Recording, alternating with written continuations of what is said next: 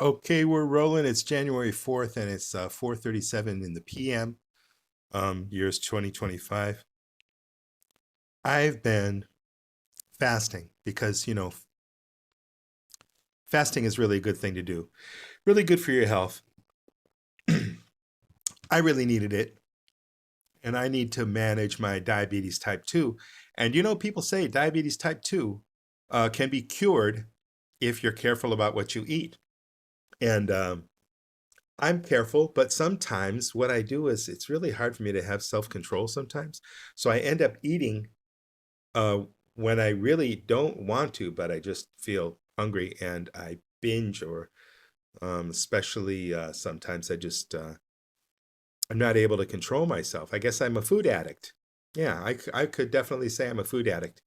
Anyway, about recently what I've done, and what I've done this before, where I've just fasted, where I've had only water for a day or 2 days. Or today is my fourth day. It's a Saturday here in China. I'm in China, in Beijing. So it's Saturday afternoon here, and I stopped eating Tuesday afternoon. So what do we say? That's Tuesday to Wednesday to Thursday to Friday, Saturday, 4 days. So 4 days but what I have had was, this is some kind of tea. This is a Chinese tea. It's a green tea, and it's no sugar, zero sugar in that tea.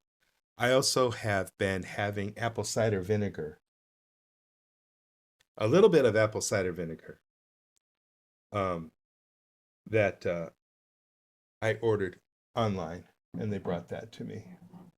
So maybe I'll have a tablespoon or two of that in some water. But on an empty stomach, and the way my stomach is right now, I don't want it.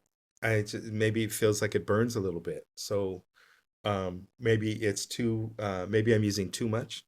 Maybe a couple tablespoons is still too much. Maybe I should just put a teaspoon in. But also I'm having coffee, and I have all the coffee I want at any time. And that's just to kind of deal with some kind of cravings, or some kind of hunger, or just maybe I'm used to drinking something, putting something in my mouth. And the coffee is instant coffee I make with hot water, and I add some regular milk to that.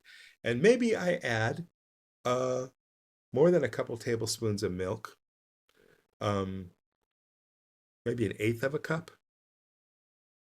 Not very much, but substantial amount. Anyway, so I'll have that sometimes. And what was happening was, I have this monitor. I have this, so I can always know where my blood sugar is at. And your blood sugar, some people say, depending upon how the measurements are, what kind of standard you're using. In China, they use the European standard. They don't use the American standard. So it should be around 5.5, or maybe below 6 was what people say, or at least below 8, according to my monitor. But my blood sugar last week was like at 14.7, and it wouldn't move. And I thought, maybe there's something wrong with the monitor. Maybe there's something wrong with my body. So I thought, okay, I'm just going to stop eating. I'm going to stop eating and see if I can bring that blood sugar down. And lo and behold, this morning it was in the high eights, or late last night it was in the high eights. That's been the lowest, but it's been going down, been going down every day, a point or two, but really hard to control. And I think what happened was, I took a lot of antibiotics because I had a sore on my skin, and it got infected. I had an abscess, and the doctor was treating that with antibiotics, and I wasn't really controlling my sugar very much. I wasn't really controlling my carbs very much, but a little. I'm doing pretty good, but still, I was still eating. And I thought, I'm just going to give my body a complete rest. And now that I'm off the antibiotics, I think it was either that, or the metformin, or the glucopage or something that I was taking too. I just stopped taking all the drugs, and I stopped everything, only just coffee, and this no sugar tea, and this apple cider vinegar. That's been, that, and just regular water. That's been it. That's all I've taken in 4 days. Tomorrow I'm going to break the fast, and tomorrow I'm just going to eat anything I want. Anything I want. And most of the foods that I really think they sound good, I'm not really craving them. I just went shopping and I bought a bunch of food for tomorrow. Most of all the food that I really am looking forward to is steak, ribeye steak, sloppy eggs over easy, and that sounds, and chicken legs, so mostly meat, which is a kind of a carnivore thing, and I'm kind of into the carnivore thing, and some vegetables. I'll have some stir-fried vegetables in my kung pao chicken. I bought some kung pao chicken. I'm going to add my own vegetables to that because they don't put enough in, and I like a lot of vegetables. Anyway, just wanted to share that. So tomorrow I'm going to totally pig out. Tomorrow's Sunday.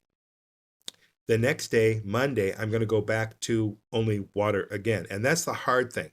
See, it's easier for a food addict like me to just stop eating completely. I don't have to make a decision.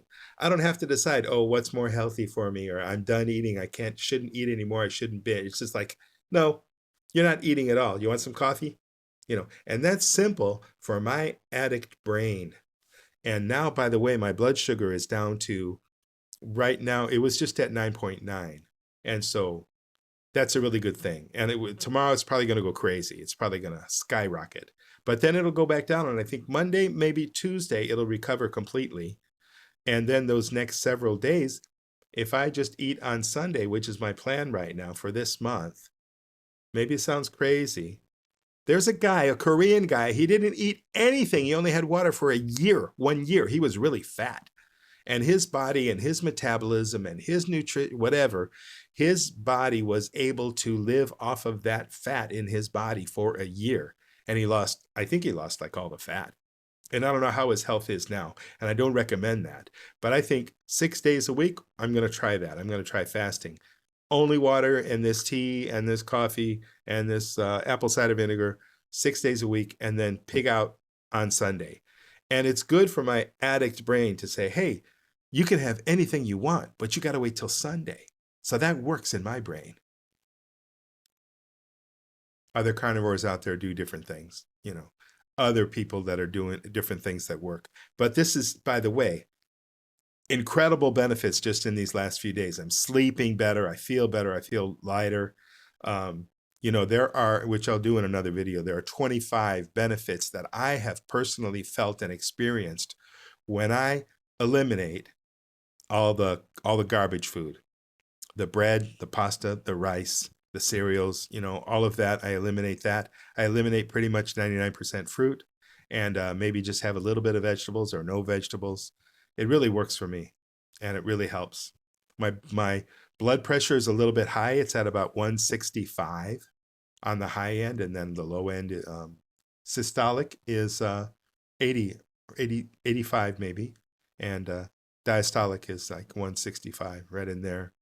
So I measure that every morning, and I measure my blood sugar every morning.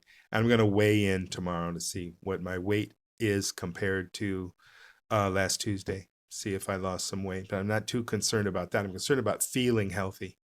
Anyway, I stopped eating, and I'm going to pig out tomorrow. And I just wanted to share that. We'll see if it works. I'm planning on doing it. There's 4 more weeks in this month of January, and I'm planning on doing it for 4 more weeks. This is the first week. It's a partial week, and we'll see how that goes. And if that seems like it's too much fasting, then I'm just going to try eating Wednesdays and Sundays. But remember, you might think, hey, this is crazy, but I'm an addict. I'm a food addict. I've started using food when I was in school, and I couldn't handle the stress of school. I hated school so much. I hated it. It was not good for me at all. I liked to study in the library when I was a kid. I liked to study at home. I had my own projects. I had my own research that I did, my library books. But the school environment was just a horrible environment for me. It didn't fit my personality whatsoever. And I was so glad when I got out of school when I was 16 years old. Anyway, to deal with the stress in school, when I would come home, I remember sitting in front of the TV set and watching My Favorite Martian, or watching watching the sitcoms of the time, Bewitched, and what was it, Hogan's Heroes, things that came on after school. And I would make SpaghettiOs. I'd make like a hot dog or something. I would have Doritos, or I'd have Cheetos, or I'd have popcorn, and then I have a Coke or a Pepsi, and just sit there and pig out after school. I had lunch at school. I had breakfast at home. I had the food. I was gonna have dinner in a couple hours, but I just pigged out, and that became a habit, became emotional eating habit. And man, that's a hard that's a hard habit to change. Anyway, just want to share that. I don't want to drag on too long here. Um, I'll share more about how the carnivore diet benefits me, or how a low junk food, low carb diet is really makes a difference for me. I've got a long way to go. I've got a lot of weight to lose. I've got a lot of health in the future. I've had a lot of health problems because of the way I've been binge eating and eating, emotional eating, overeating, overeating, doing that for years and years and years. And I'm 64 years old right now, lucky to still be alive. And I'm hoping I can live longer if I eat more carefully right now. Damage is done, but maybe I can get a little bit more healthy. Okay, see you in the next video.